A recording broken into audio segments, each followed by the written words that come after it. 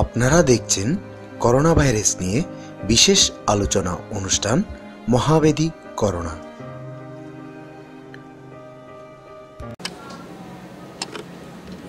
সুপ্রিয় দর্শক মণ্ডলী, সৃষ্টি টিভির নিয়মিত আয়োজন মহাবেদী করোনা অনুষ্ঠানে আপনাদেরকে স্বাগতম।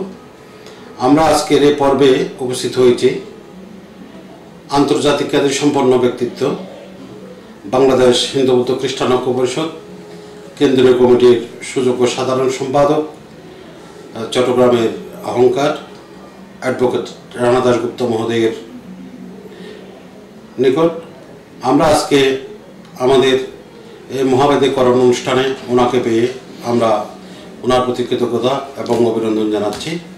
সুপ্রিয় দর্শক মণ্ডলী, আপনাদেরকেও এই অনুষ্ঠান দেখার জন্য ধন্যবাদ জানাচ্ছি। আজকে এই মহাবেদী করোনা অনুষ্ঠানে আমার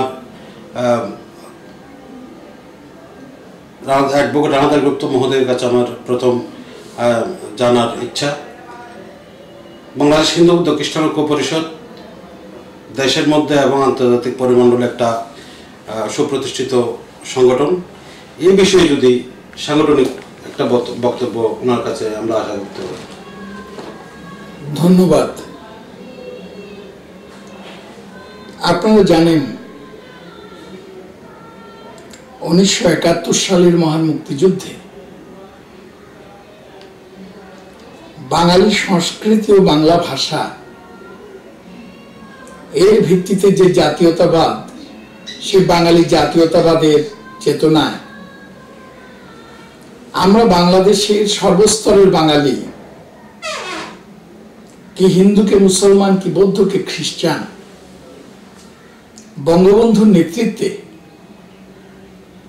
আমরা বাংলাদেশের মুক্তি সংগ্রামে অংশগ্রহণ করেছিলাম। সেদিন যে প্রবাসী বাংলাদেশ সরকার গঠনের আগে 1970-এর নির্বাচনে পাকিস্তান জাতীয় পরিষদ এবং পূর্ব পাকিস্তান প্রাদেশিক পরিষদের আওয়ামী লীগ দলীয় যারা যে জনপ্রতিনিধিরা নির্বাচিত হয়েছিলেন, তাদের তরফ থেকে 10 এপ্রিল 1971-এ একটি স্বাধীনতার ইশতেহার ঘোষণা করা হয়েছিল,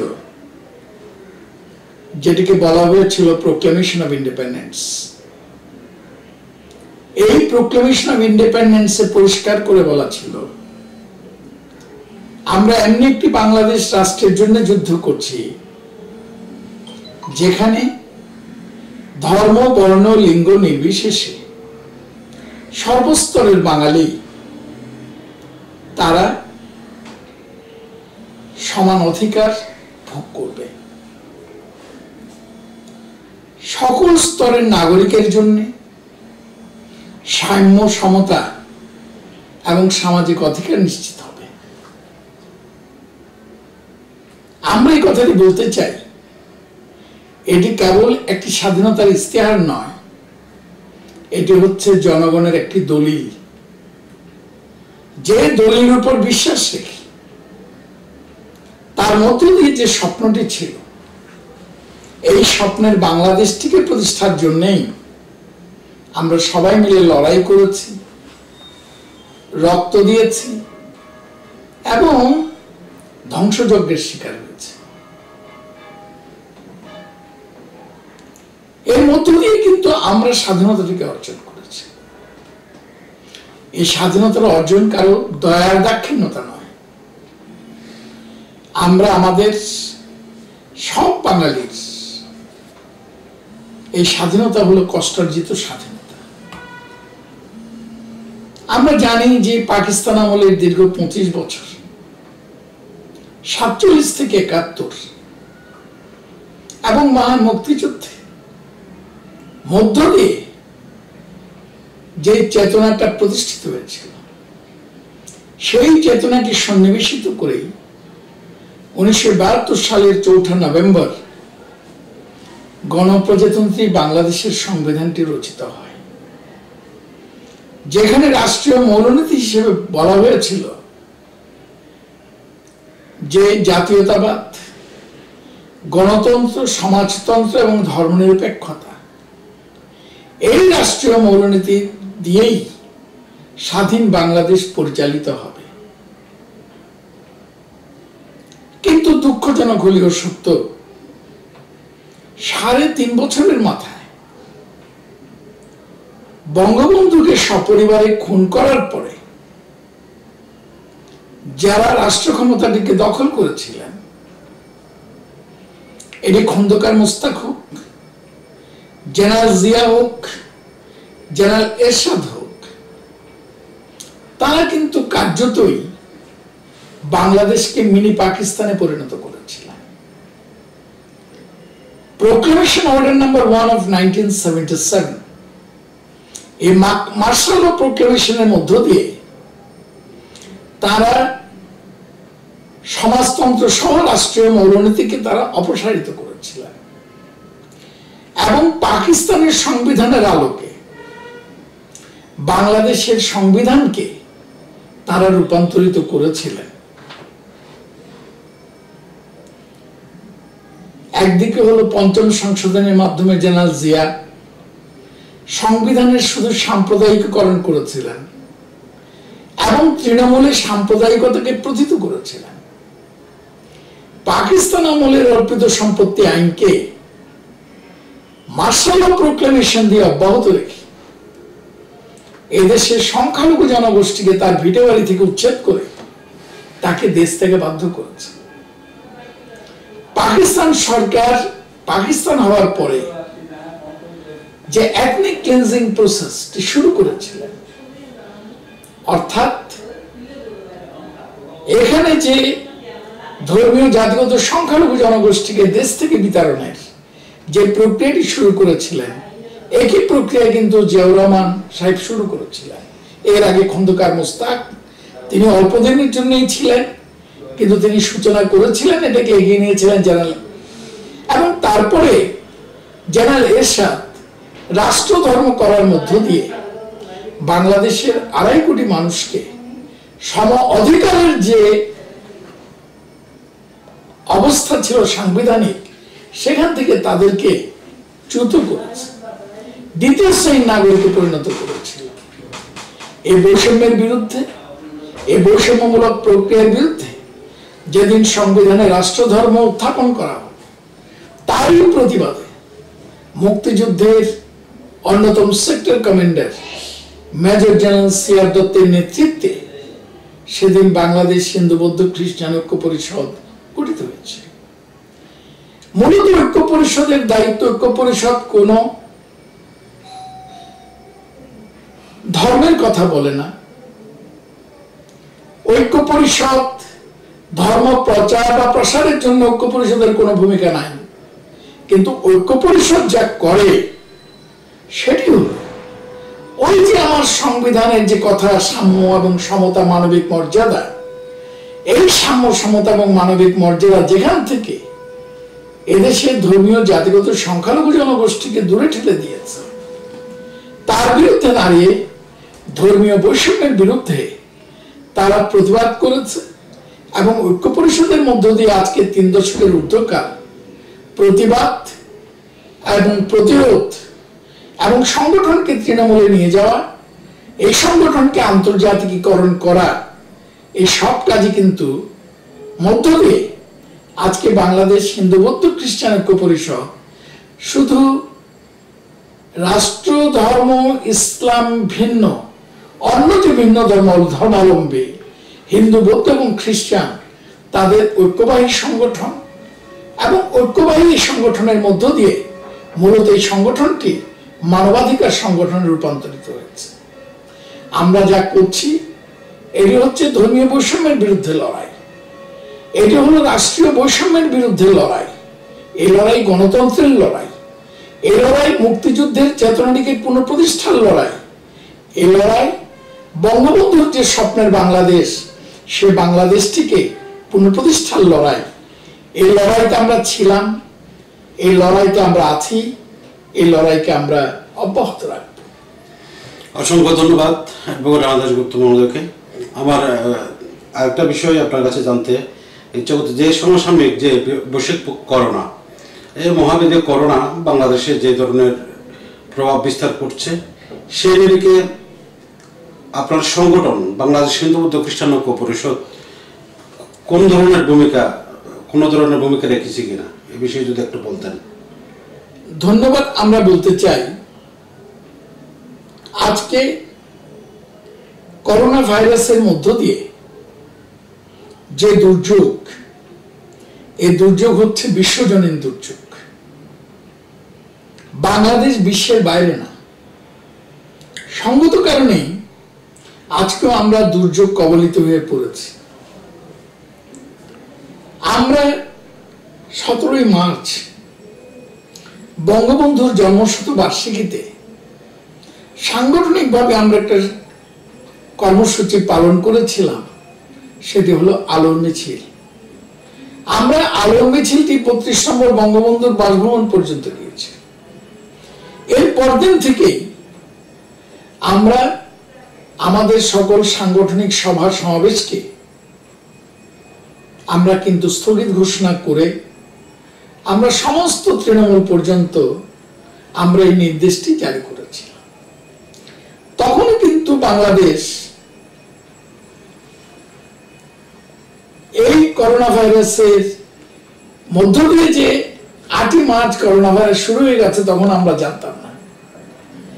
সম্ভবত 17ই মার্চের আমাদের এই 98 মার্চের স্থগিতের কয়েকদিন পরে সরকারের তরফ থেকে ছুটি ঘোষণা করা হলো। এই ছুটি ঘোষণাটা বেড়ানোর জন্য ছিল না। এই ছুটি ঘোষণার মধ্য দিয়ে তারা একটি কথা বলেছিল সরকার, সেটি হলো ঘরে থাকুন, নিরাপদ থাকুন, সবাইকে নিরাপদে রাখুন। ঐক্য পরিষদ আমাদের তরফ থেকে তৃণমূলে আমরা একটি বার্তা পাঠিয়েছিলাম। সেই বার্তাটি হলো নিজে সুস্থ থাকুন, পরিবারকে সুস্থ রাখুন এবং যতটুকু সম্ভব দুর্গত মানুষের পাশে দাঁড়িয়ে যাতে খাদ্য দ্রব্য তারা পায় তার জন্য ত্রাণ হিসেবে আপনারা বিতরণ করেন। আমরা জানি ইতিমধ্যে ঐক্য পরিষদ গোটা বাংলাদেশে সম্ভাব্যভাবে তারা তাদের ত্রাণ বিতরণ কর্মসূচি করেছে। ত্রাণ বিতরণ কর্মসূচি কোনো কোনো জায়গায় অব্যাহত রেখেছে এবং করোনা ভাইরাসের এখন যে প্রকোপটা দাঁড়িয়েছে আপাতত স্থগিত রেখেছে। এটা একটু কমলে পরেই আবার তারা কিন্তু ত্রাণ বিতরণের জায়গায় তারা যাবে। কারণ আমরা মনে করি মানুষ বাঁচলেই ধর্ম বাঁচবে, মানুষ বাঁচলেই দেশ বাঁচবে, আর মানুষ বাঁচলেই আমার মানবাধিকারের লড়াইও বাঁচবে, লড়াইও চলবে। অতএব এই মুহূর্তে কোনো রাজনীতি নেই। এই মুহূর্তে মানুষকে রক্ষা করা, মানুষকে বাঁচানো, এটাকেই আমরা আমাদের সাংগঠনিক কাজের মূল দায়িত্ব বলেই আমরা মনে করি।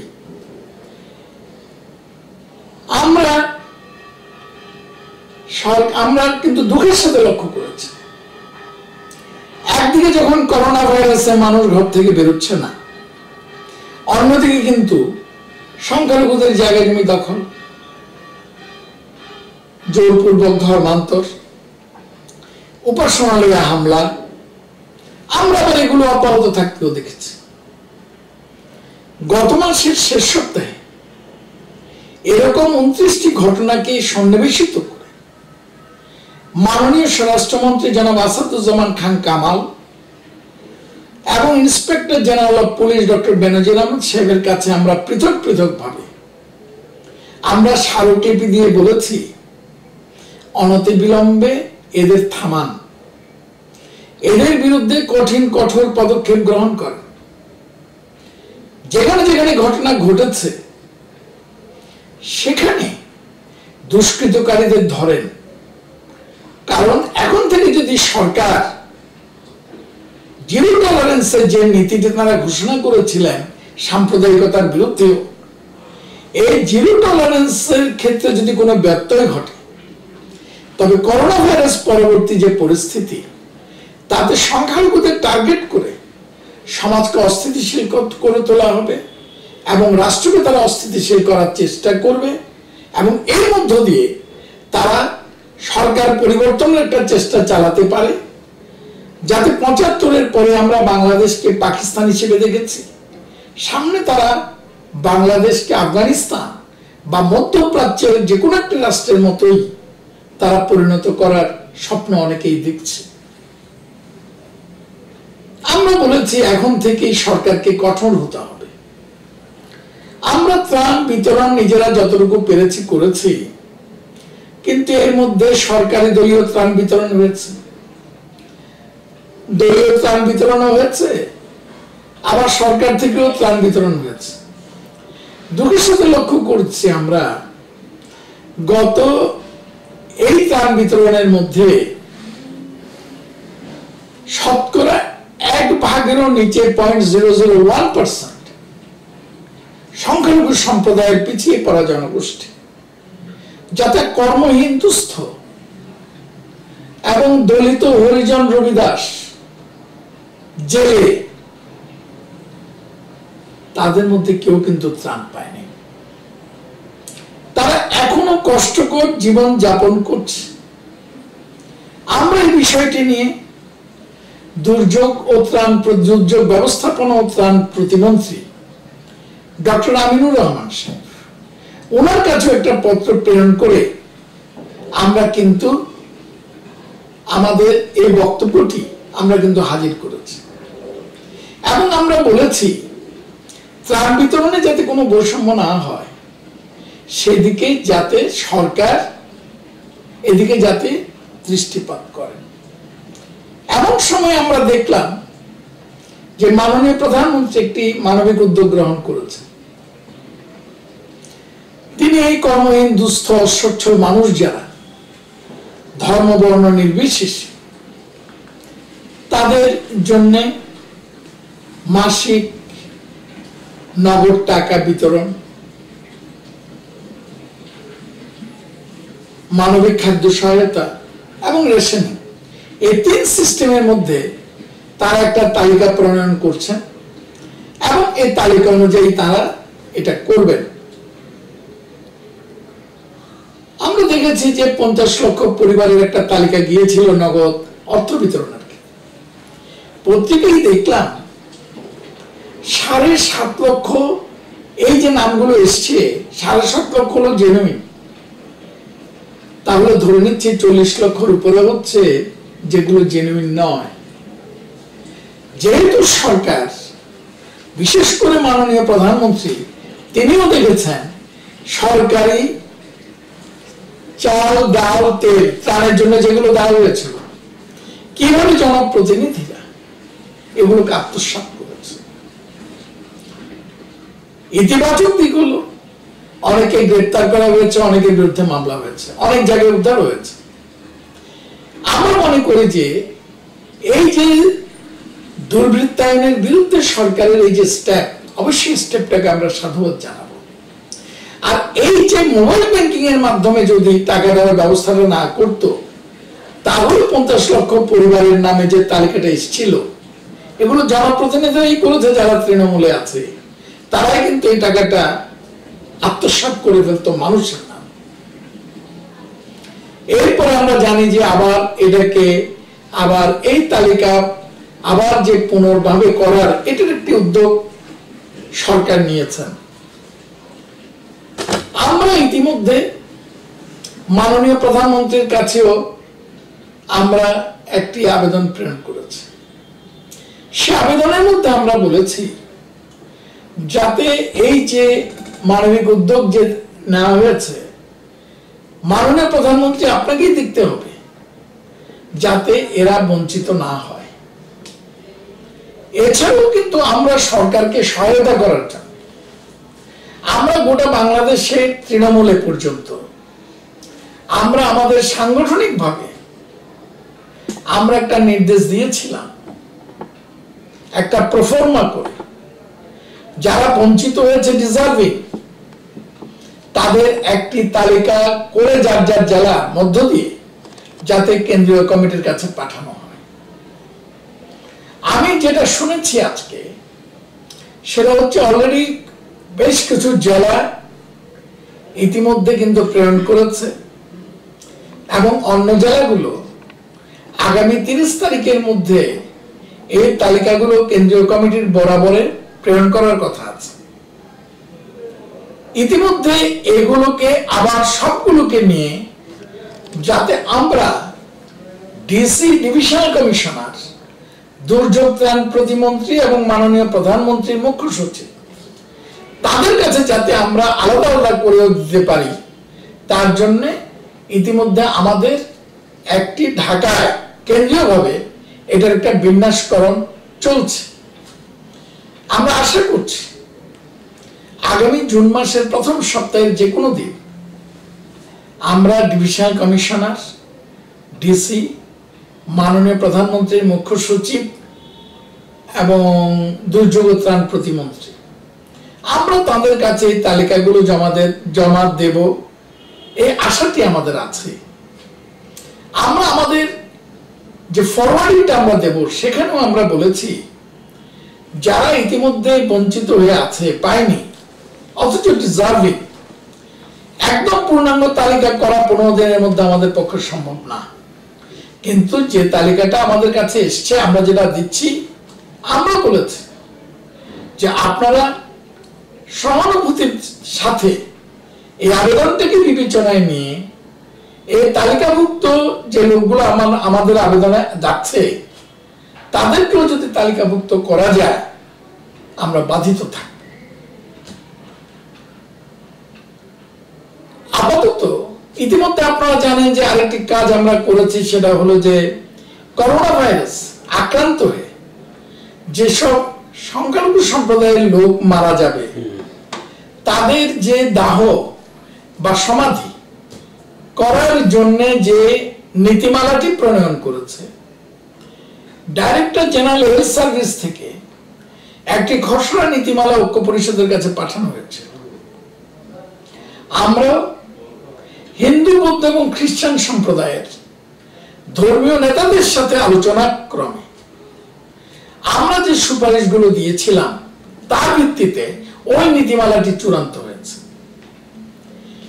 ডাইরেক্টর জেনারেল হেলথ সার্ভিস এর পরবর্তী পর্যায়ে আমাদের কাছে জিজ্ঞেস করেছিলেন যে আল মারকাজুল ইসলামের মতো কোন সংগঠন আমাদের মধ্যে আছে কিনা। আমি বলেছি আল মারকাজুল ইসলামের মতো কোন সংগঠন আমাদের কাছে নাই। তখন তারা আমাদের কাছে বলেছিলেন এমন কোন উদ্যোগ ঐক্য পরিষদ গ্রহণ করতে পারবে কিনা। তখন বলেছি যে এটা হয়তো ঐক্য পরিষদ গ্রহণ করার মতো অ্যাবিলিটি নাই। তার কারণটি হলো ভেবেছি যেখানে লজিস্টিক সাপোর্ট দরকার। তখন বললাম যে সংখ্যালঘু সম্প্রদায়ের 3টি সংগঠন গভর্নমেন্টের স্ট্যাটিউটরি বডি হিসেবে আছে। মুসলিমদের জন্য ইসলামিক ফাউন্ডেশন, আর হিন্দু, বৌদ্ধ এবং খ্রিস্টানদের জন্য হিন্দু কল্যাণ ট্রাস্ট, বৌদ্ধ কল্যাণ ট্রাস্ট এবং খ্রিস্টান কল্যাণ ট্রাস্ট। সবচেয়ে ভালো হবে আপনারা এই ট্রাস্টের নেতাদের সাথে কথা বলে যাতে এই ব্যাপারে একটা সিদ্ধান্ত গ্রহণ করতে পারেন। আমরা পরবর্তী পর্যায়ে লক্ষ্য করলাম হিন্দু কল্যাণ ট্রাস্টের যিনি সচিব তিনি একটি প্রজ্ঞাপন জারি করে বললেন, একটি প্রজ্ঞাপনের মতো একটা জারি করে বললেন যে হিন্দু কল্যাণ ট্রাস্টের দায়িত্বটি নিয়েছে। তবে আমার কাছে যেটা মনে হয়েছে সার্বিকভাবে কল্যাণ ট্রাস্ট যদিও তারা বলেছেন, কিন্তু আসলে ট্রাস্ট ওই দায়িত্ব নেওয়ার মতো ট্রাস্টের অবস্থা নাই। কোন কোন জায়গায় আমাদের লোকজন স্বতঃপ্রণোদিত হয়ে তারা কিন্তু প্রশাসনের সাথে যোগাযোগ করেছেন যে তারা দাহ করার উদ্যোগ নেবেন। কোন কোন ক্ষেত্রে আমাদের সংগঠনও বিভিন্ন পর্যায়ে সামগ্রিকভাবে না, কোন কোন ক্ষেত্রে কিন্তু এই উদ্যোগটি তারা গ্রহণ করার কথা বলেছেন। এখানে একটি কথা হলো, সেটা হলো আপনারা জানেন যে করোনা ভাইরাসে নারায়ণগঞ্জে যখন শুরু হলো তখন নারায়ণগঞ্জে হওয়ার পরে আমাদের সেখানকার হিন্দু, বৌদ্ধ, খ্রিস্টান ঐক্য পরিষদ এবং একই সাথে বাংলাদেশ পুজো উদযাপন পরিষদের নারায়ণগঞ্জ জেলা শাখা তারা একসাথে মিলে যেমন ত্রাণ বিতরণ করেছে, করোনা ভাইরাসে যারা মৃত্যুবরণ করেছিল তারা দাহ করার ব্যবস্থা করেছে। কিন্তু লক্ষ্য করার বিষয়, যারা করোনা ভাইরাসে দাহ করার ব্যবস্থার উদ্যোগটা নিল এবং করলো, তাদের মধ্যে আবার 4 জন আক্রান্ত হয়ে গেল এবং 4 জনের মধ্যে একজন মারা গেল। তিনি হলেন ঐক্য পরিষদের নারায়ণগঞ্জ জেলা কমিটির শহর কমিটির ফতুল্লা থানার যিনি আহ্বায়ক, তিনি কিন্তু ইতিমধ্যে মৃত্যুবরণ করেছেন। সঙ্গত কারণে ওই যখন আমার কাছে অ্যাপ্রোচ করলো, আমি আর এই দায়িত্ব আমি আর গ্রহণ করলাম না সাংগঠনিক। তবে আমি আজকে আপনাকে শুধু এইটুকুই বলতে চাই যে করোনা ভাইরাসের এই পরিস্থিতিতে আমরা মনে করি মানুষের পাশে দাঁড়ানো, এটাই হচ্ছে ধর্মের কাজ, এটাই হচ্ছে নাগরিক হিসেবে আমাদের দায়িত্ব। এবং সকল ধর্মপ্রাণ লোকজন যারা আছেন, যে ধর্মেরই হোক, তারাই এটিকে তাদের একটি নৈতিক এবং বিবেকের তাগিদ থেকে অনেকে এগিয়ে এসেছেন, আমরাও এগিয়ে এসেছি এবং আমরা এই জায়গায় আমরা থাকবো যতক্ষণ পর্যন্ত না যে করোনা ভাইরাস মুক্ত একটি স্বদেশ আমরা না পাচ্ছি। এই হচ্ছে আমাদের কথা। বৌদ্ধ খ্রিস্টান ঐক্য পরিষদের কেন্দ্রীয় সাধারণ সম্পাদক অ্যাডভোকেট রানা দাশগুপ্তের নিকট এসেছি। আমরা ওনার কাছে সর্বশেষ জানতে চাইব সংগঠনের মাধ্যমে আপনাদের ভবিষ্যৎ কর্মপন্থা কি। আপনারা জানেন যে সরকার ইতিমধ্যে বিভিন্ন পর্যায়ে লকডাউনকে শিথিল করেছে, এমনকি পবিত্র ঈদ উল ফিতর উপলক্ষেও কিন্তু শিথিল করা হয়েছিল। তবে একটি কথা বলা হয়েছিল, স্বাস্থ্যবিধি মেনেই করতে হবে। কিন্তু আমরা মনে করি একবার শিথিল করে দিলে পরে স্বাস্থ্যবিধি মেনে ওরা ওই সরকারের ওই নির্দেশনা মেনে চলবে। গত 2.5 মাসের যে ঘটনা, এটা একটা বলে নাই। ইতিমধ্যে আপনারা জানেন যে একবার ছুটির পরে শ্রমিকরা গেল, শ্রমিকরা আবার ফিরবে, এবার ঈদের উপলক্ষে আবার গেল, আবার ফিরবে। ইতিমধ্যে যতটুকু জানি 35,000-এর উপরে কিন্তু আক্রান্তের সংখ্যা চলে গেছে। এবং লক্ষ্য করার বিষয়, আমরা এই করোনায় আক্রান্ত হয়ে আমাদের সবারই শ্রদ্ধেয় ডক্টর আনিসুজ্জামানের আমরা মৃত্যুটাও আমাদেরকে দেখতে হয়েছে। অতি সাম্প্রতিককালীন লক্ষ্য করলাম আমাদের ধনাঢ্য ব্যবসায়ী আসালাম, ওনার বড় ভাইও কিন্তু মৃত্যুর কোলে ঢলে পড়েছে। গতকালকে আমি জানি ডেপুটি স্পিকারের স্ত্রী, তিনিও করোনা ভাইরাসে মৃত্যুবরণ করেছেন। জনাব মঞ্জুর ইলাহি, বিশিষ্ট ব্যবসায়ী এবং বুদ্ধিজীবী, তার স্ত্রী যিনি ঢাকার সানমেম স্কুলের অধ্যক্ষ ছিলেন, তিনিও মারা গেছেন। অসংখ্য ডাক্তাররাও মারা গেছেন যারা করোনা যুদ্ধে যারা সম্মুখের সারিতে দাঁড়িয়েছেন। আমাদের পুলিশ বাহিনীর ভাইয়েরা, তারাও কিন্তু মানুষকে রক্ষা করতে গিয়ে তারাও কিন্তু মৃত্যুবরণ করেছে। এত সত্ত্বেও আমি লক্ষ্য করেছি এবং এটা দুঃখের সাথে লক্ষ্য করেছি, আমাদের জনগণের একটি বিশাল অংশ তারা এটাকে কোন রকমের তোয়াক্কা করেছে বলে আমাদের কাছে মনে হয়নি। সরকারও কেন জানি না জনগণের আবেগ এই বিষয়টিকে এইভাবে বিবেচনা করে যখন শিথিল করলেন, আবারও তো তারা আসবে, কিন্তু কি নিয়ে আসবে? আমরা কিন্তু শুরু থেকে বলেছি, ওই আজ থেকে 4 মাস আগে যখন আপনার ধর্মীয় সংখ্যাগুরু জনের উপাসনালয়ের নামাজ পড়া বা ইত্যাদির ক্ষেত্রে যখন শিথিলতা নিয়ে আসলো, তখন কিন্তু আমরা একটা সিদ্ধান্ত নিয়ে আমরা সব ধর্মীয় সংখ্যালঘুদের উপাসনালয়, মঠ, মন্দির, গির্জার কাছে আমরা একটা মেসেজ পাঠিয়েছিলাম, প্লিজ এই মুহূর্তে আপনারা কেউ শিথিল করবেন না, এবং আজ পর্যন্ত তারা কিন্তু শিথিল করে নাই, আজ পর্যন্ত শিথিল করে নাই। অতএব আমরা এটা বলতে চাই যে ভবিষ্যতে আমরা কখন এই করোনা মুক্ত বিশ্ব বা করোনা মুক্ত বাংলাদেশ কখন হবে আমরা জানি না। ইতিমধ্যে বলা শুরু হয়ে গেছে যে করোনাকে নিয়ে আমাদের বেঁচে থাকতে হবে অনেককাল। টিকা এখনো পর্যন্ত আবিষ্কৃত হয় নাই, আবিষ্কৃত হলেও 1.5 বছর সময় লাগবে। তার মানে এখন মানুষ জীবন এবং মৃত্যুর সন্ধিক্ষণে দাঁড়িয়ে থাকবে। এই অবস্থায় মানুষ আরো অধিক কর্মঘৃণ হয়ে পড়বে, অনেক দুর্ভিক্ষ পীড়িত হয়ে পড়বে ইত্যাদি। আমাদের কাছে মনে হয় করোনা পরবর্তীত পরিস্থিতিতে একটি দুর্ভিক্ষ অবস্থা বিরাজ করতে পারে। যদিও সরকারের তরফ থেকে বলা হচ্ছে যে পর্যাপ্ত চাল আছে,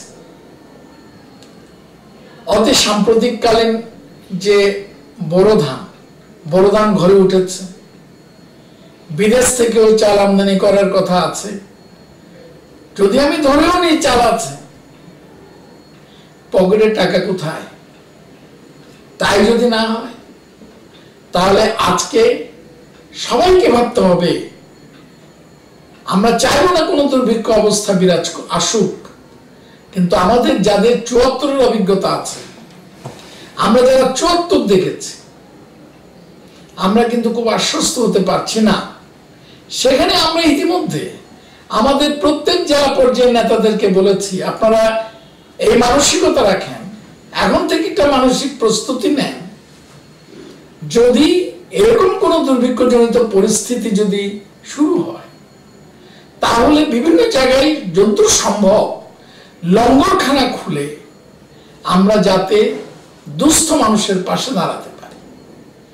এই জন্য আমরা বলেছি যে আমাদের মধ্যেও ধর্মীয় জাতিগত সংখ্যালঘুদের অনেক ধনাঢ্য ব্যক্তি আছেন, খুব বেশি না থাকলেও অনেকের আবার ধনবান কৃষকও আছে। আমরা তাদের কাছে অ্যাপিলটা করেছি যে চাল, ডাল, পেঁয়াজ, রসুন যা কিছু আপনাদের ঘরে আসবে সবটাই বিক্রি করে না দিয়ে আপনারা এখন থেকেই সংরক্ষণ করেন, যাতে প্রয়োজনে সবাই মিলে আমরা মানুষের পাশে দাঁড়াতে পারি। আর পরিশেষে একটি কথা বলি যে আমাদের যারা পুরোহিত, আমাদের যারা টোল বা আমাদের যারা টোলের ছাত্র ইত্যাদি, আমরা অত্যন্ত আনন্দিত হয়েছি। সরকার মসজিদে অনুদান দিয়েছেন, মাদ্রাসায় অনুদান দিয়েছেন, ইমাম মুয়াজ্জিন সাহেবদের অনুদান দিয়েছেন। আমরা আশা করতে চাই একইভাবে পুরোহিত, যাজক, ভান্তে এবং আমাদের যে মঠ, মন্দির, গির্জা সব জায়গায় অনুদান দেওয়ার জন্য মাননীয় প্রধানমন্ত্রীকে আজকে ভাববার জন্য অনুরোধ জানাই। তার কারণ যে পুরোহিত তার আয়ের উৎস হলো, তার জীবন জীবিকার উৎস হলো সেখানে যে দান বাক্স থাকে, ওই দান বাক্সের টাকাটাই হচ্ছে তার আয়ের উৎস। আবার অন্যদিকে যারা মন্দিরের পুরোহিত না, যারা ঘরে ঘরে পুজো করে, এখন সেখানে ঘরে ঘরে পুজোও কিন্তু ঘরে হচ্ছে, পুরোহিতরা যাচ্ছে না। তাহলে এদের জীবন জীবিকার পজিশনটা কেমন দাঁড়াবে? আমরা এই বিষয়টিকে বিবেচনা করার জন্য অনুরোধ সম্বলিত পত্র প্রেরণের জন্য আমরা ইতিমধ্যে হিন্দু কল্যাণ ট্রাস্ট, বৌদ্ধ কল্যাণ ট্রাস্ট এবং খ্রিস্টান কল্যাণ ট্রাস্টকে অনুরোধ করেছে। হিন্দু কল্যাণ ট্রাস্টের 2জন সিনিয়র ভাইস চেয়ারম্যান আছেন, নারায়ণ চন্দ্র চন্দ যিনি সাবেক মন্ত্রী, আর হচ্ছে মনোরঞ্জনশীল গোপাল মাননীয় সাংসদ, ভাইস চেয়ারম্যান সুব্রত পাল। এনাদের সাথেও আমাদের কথা হয়েছে। আবার বৌদ্ধ কল্যাণ ট্রাস্টের ভাইস চেয়ারম্যান হচ্ছে সুপ্তভূষণ বড়ুয়া, তিনিও আবার ঐক্য পরিষদের সেক্রেটারিয়েট মেম্বার। তাকেও আমরা কিন্তু কথাগুলো একইভাবে বলা হয়েছে, কথা হয়েছে। আবার একই সাথে খ্রিস্টান ওয়েলফেয়ার ট্রাস্টের যিনি সেক্রেটারি মিস্টার নির্মল উজারিও, উনিও আবার ঐক্য পরিষদের প্রেসিডিয়াম মেম্বার, ওনাদের সাথেও কথা হয়েছে যাতে ওনারাও এভাবে ভেবেচিন্তে ধর্ম মন্ত্রণালয়ের মাধ্যমে মাননীয় প্রধানমন্ত্রীর কাছে দৃষ্টি আকর্ষণ করে যাতে এদেরও অনুদানের আওতায় নিয়ে আসতে পারেন, তার জন্য একটি উদ্যোগ গ্রহণ করা। তাও আমি যতটুকু জানি যে আলাপনার মধ্যে রয়েছে যে তারও এই ব্যাপারটা নিয়ে ভাবছে। অতএব এই মুহূর্তে আমাদের ভবিষ্যৎ করণীয়ের মধ্যে যতদিন পর্যন্ত করোনা ভাইরাসটা বাংলাদেশে মূল সংকট হিসেবে বিরাজ করবে, ততদিন পর্যন্ত সরকারের অর্থাৎ সরকারকে সহায়তা করার লক্ষ্যে জনগণের অংশ হিসাবে আমরাও আমাদের ভূমিকাটি পালন করতে চাই, যেটি আমরা পালন করে এসেছি। আমি প্রথম দিকে বলেছিলাম, আবারও বলতে চাই, মানুষ বাঁচলেই ধর্ম বাঁচবে, মানুষ বাঁচলেই দেশ বাঁচবে, মানুষ বাঁচলেই আমাদের রাজনৈতিক, সামাজিক, অর্থনৈতিক সর্বক্ষেত্রে আমাদের যে করণীয়, এই করণীয় করা হবে সম্ভব। আপনাদের ধন্যবাদ। অসংখ্য ধন্যবাদ। বাংলাদেশ হিন্দু বৌদ্ধ খ্রিস্টান ঐক্য পরিষদ কেন্দ্রীয় কমিটির সুযোগ্য সাধারণ সম্পাদক অ্যাডভোকেট রানা দাশগুপ্ত মহোদয়কে এতক্ষণ পর্যন্ত সৃষ্টি টিভিকে সময় দেওয়ার জন্য। সুপ্রিয় দর্শক, আমরাও আপনাদের বলতে চাই, এই মহাব্যাধি করোনায় আপনারা নিজেরা সুস্থ থাকুন, সামাজিক দূরত্ব বজায় রাখুন এবং নিজেদের যে সুরক্ষা নিজেরাই করুন। এই ওনার সাথে আমরা সুর মিলিয়ে বলতে চাই, মানুষ বাঁচলেই সব কিছুই বাঁচবে। মানুষ বাঁচলেই আত্মমানবতার সেবা বলুন, আর সামাজিক বলুন, আর্থিক বলুন, সাংগঠনিক বলুন, সব কিছুই বাঁচবে। মানুষ আমরা বাঁচতে চাই, আমরা নিরাপদে থাকবো, সুস্থ থাকবো, এই আশাবাদ ব্যক্ত করে আবারও অ্যাডভোকেট রানা দাশগুপ্ত মহোদয়কে অসংখ্য ধন্যবাদ এবং কৃতজ্ঞতা জানিয়ে আজকের অনুষ্ঠান এখানে শেষ করছি। অসংখ্য ধন্যবাদ আপনাদেরকে।